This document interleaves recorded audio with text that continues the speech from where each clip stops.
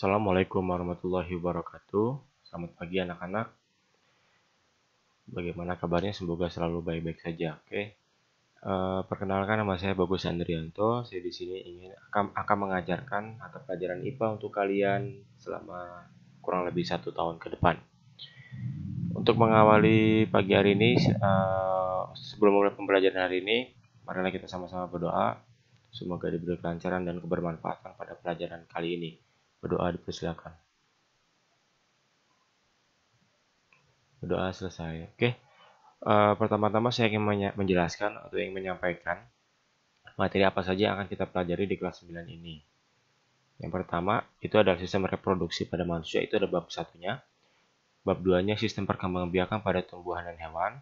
Selanjutnya ada pewarisan sifat, listrik statis, rangkaian listrik dinamis, kemagnetan, bioteknologi dan reproduksi pangan, atom, ion, dan sifat bahan, tanah dan kehidupan, serta proses dan produk teknologi ramah lingkungan. Oke, langsung saja kita memasuki yang pertama, yaitu bab yang pertama, sistem reproduksi manusia.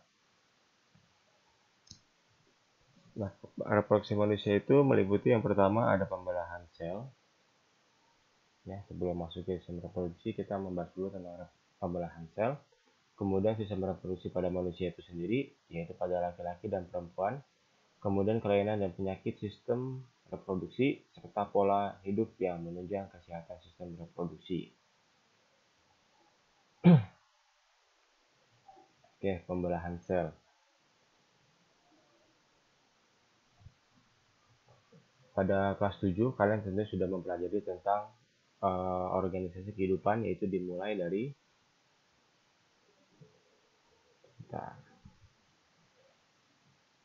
sini aja, oke.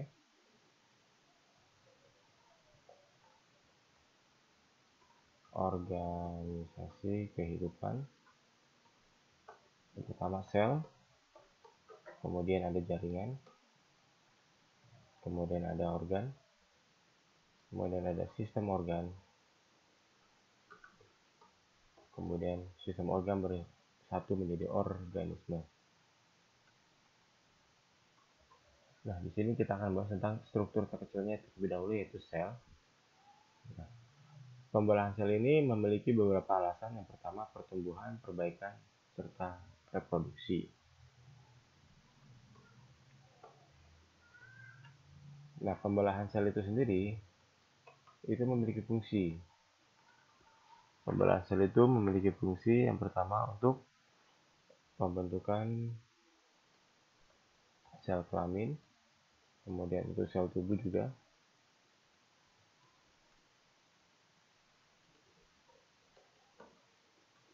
Kemudian berfungsi juga untuk memperbaiki jaringan yang rusak atau kita sebut sebagai regenerasi. Jadi ketika ada sel-sel atau jaringan-jaringan yang rusak akan diperbaiki oleh sel tersebut. Itu adalah alasan-alasan dari pembelahan sel. Nah, untuk pembelahan sel sendiri itu juga bisa berfungsi untuk reproduksi. Kenapa bisa seperti itu? Karena awalnya manusia itu hanya terdiri dari satu sel. Kemudian dia membelah hingga menjadi sekitar 200 triliun.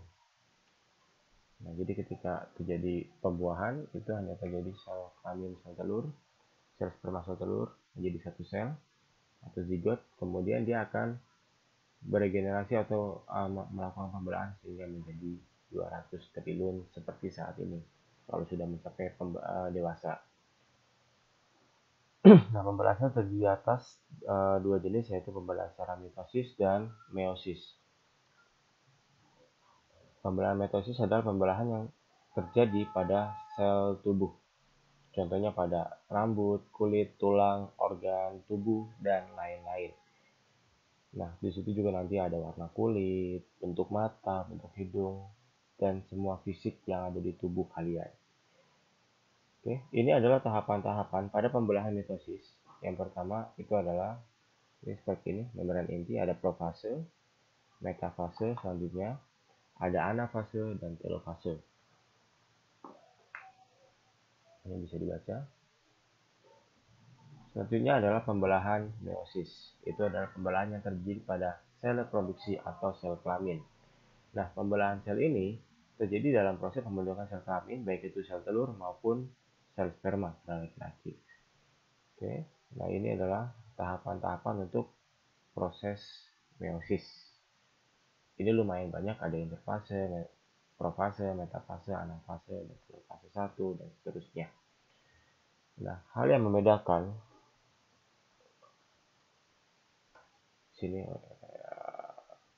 di pembelahan mitosis tadi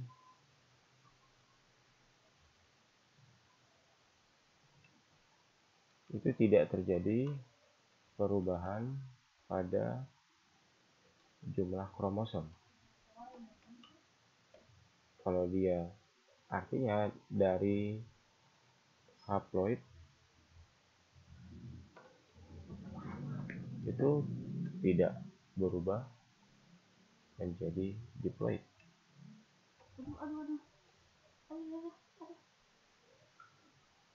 Jadi tetap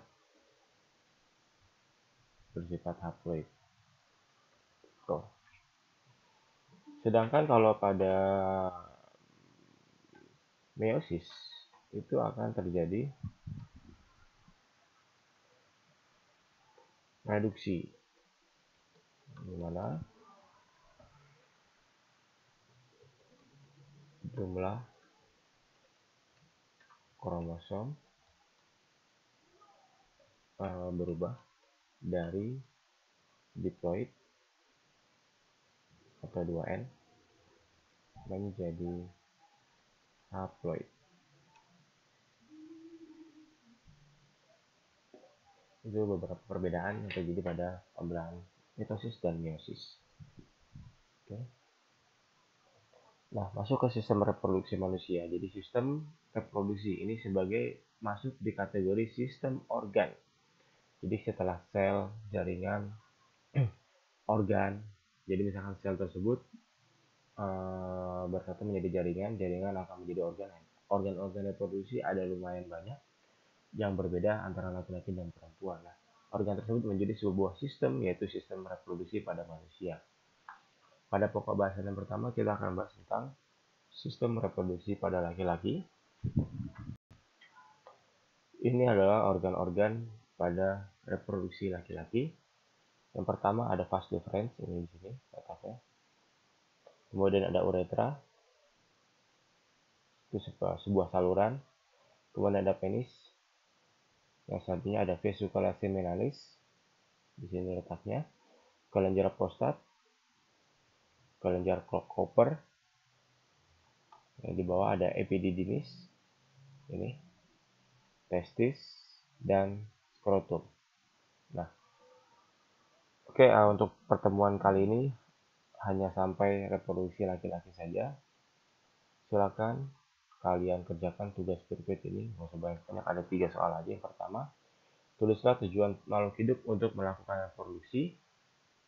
Yang kedua, tulislah beberapa perbedaan dari pembelahan mitosis dan meiosis. Kemudian yang terakhir, tulislah organ-organ reproduksi pada laki-laki beserta fungsinya. Tidak perlu digambar. Jadi kalian tulis aja di buku kalian. Vas deferens berfungsi untuk apa, uretra untuk apa, penis untuk apa, dan seterusnya. Oke, sekian pertemuan kali ini. Jangan lupa tugasnya dikumpulkan. Saya tunggu untuk kalian kerjakan di buku latihan kalian. Untuk materinya silahkan kalian catat di buku catatan. Saya tunggu. Kemudian setelah kalian kerjakan di buku latihan, kalian foto dan kirim ke saya. Sekian dari saya. Kurang lebihnya mohon maaf. Jika ada pertanyaan silahkan personal chat ke saya. Wassalamualaikum warahmatullahi wabarakatuh.